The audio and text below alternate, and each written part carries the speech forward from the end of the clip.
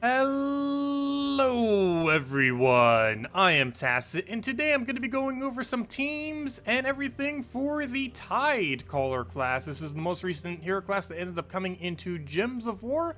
It is one of the slightly better ones, not as good as things like Titan, but definitely above the better half of hero classes in the game.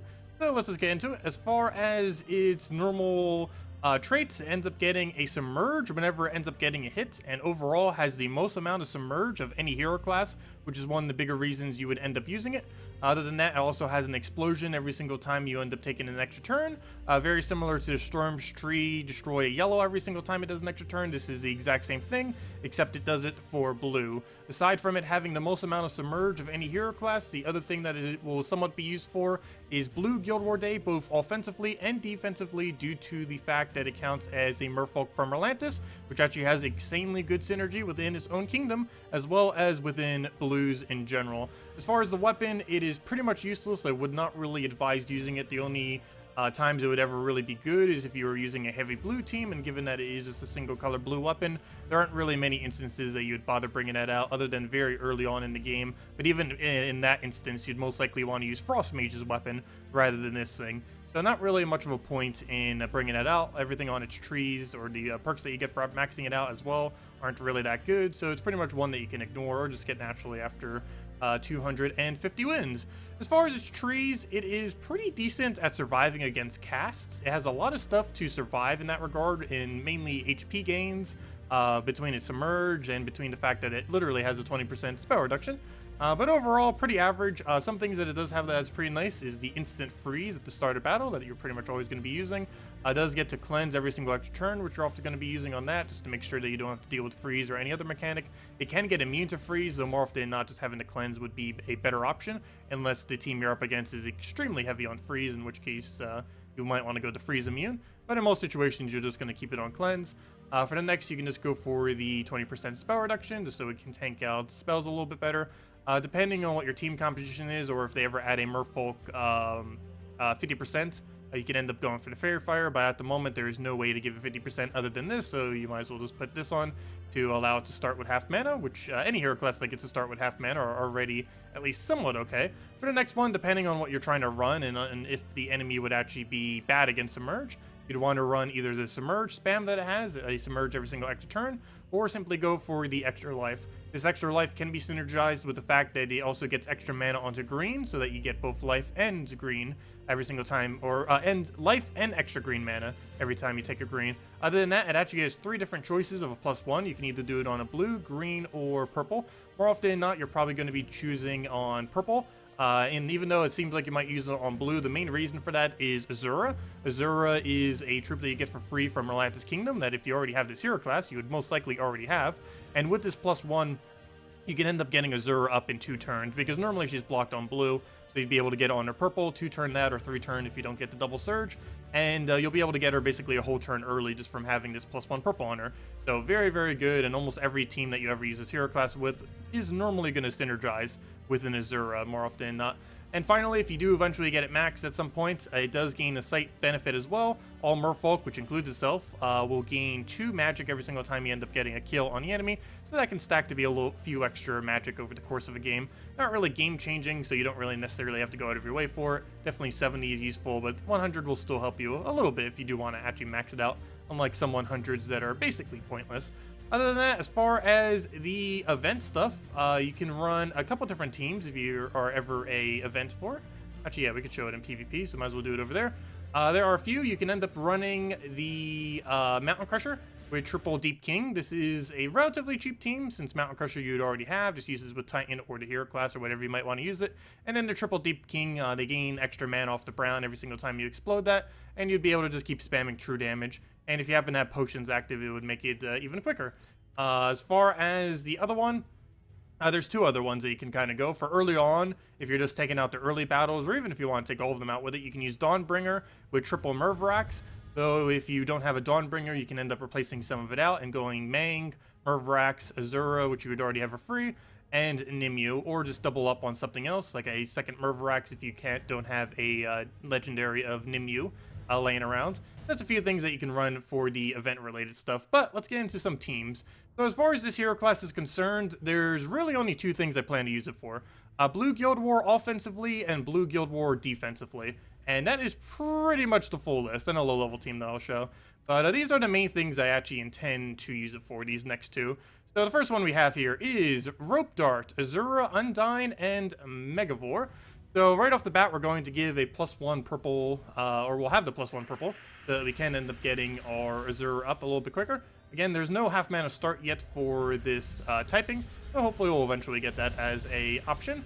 So right here, we're not frozen on red, we are frozen on 1. However, do keep in mind that the way that cleanse works on heroes, it does take priority over the freeze that you have. So for example, if we were to have extra turned on a blue or a yellow, we would have still gotten the extra turn even though we were technically frozen, because the cleanse will take place before it actually checks to see if we were frozen. So it wouldn't actually end our turn. Right here, I think I'm going to go for the Tina kill. I can also just kill his Rope Dart. That feels so tempting. Is that enough damage? If that's enough damage, I'm killing him now. Yeah, we're killing him now. So we'll do that. Kill his Rope Dart so we don't have to deal with it. Rope Dart, of course, very, very annoying weapon.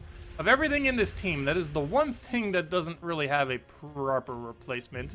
But you can do similar things to this. The basic premise of this team is a mana-generating blue weapon on hero, Azura, damage source blue, damage source blue. Anything that would end up doing that in that combination would also end up working to a similar degree. So right here, we'll end up taking our purple there.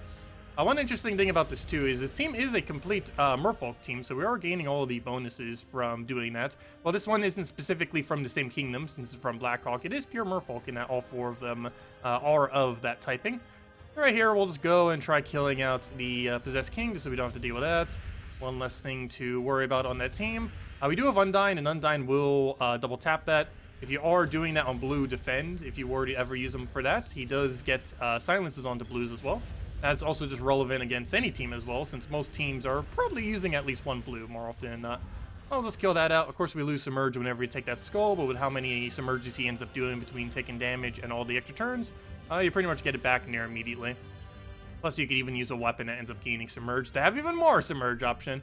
So the next one, while I will be using it offensively here, this is for taking out Blue Guild War for defend. This is what I'll be using now instead of using the Plague Doctor and everything there, or the Plague Lord, I mean.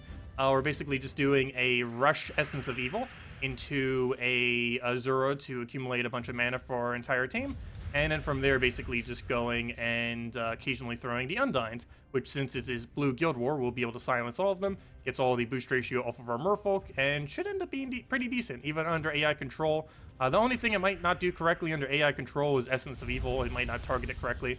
But other than that, it should pretty much work out under AI control. So right here, we're going to go and poke it. AI probably wouldn't do that exactly properly, but since we can, we will. We'll go for that, get a explosion onto everything. Get that down.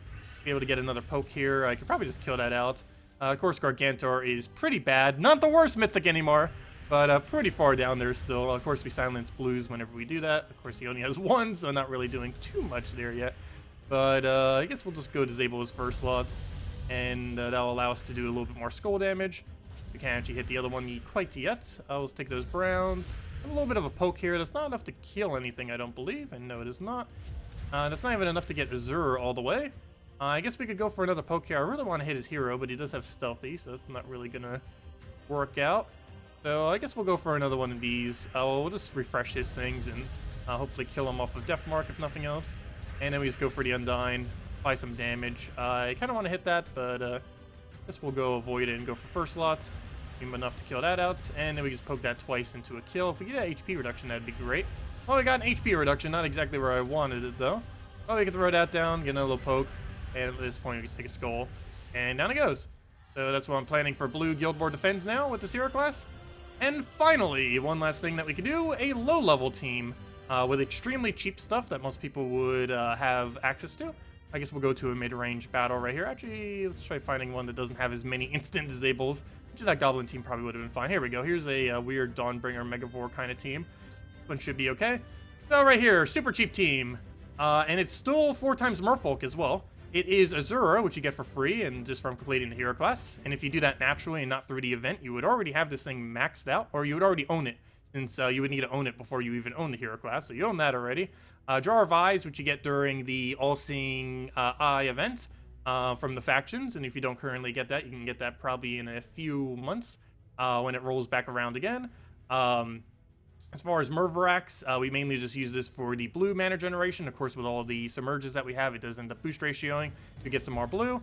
And we have the Merline, which is mainly just done to apply some damage and to get additional silences for even more disable.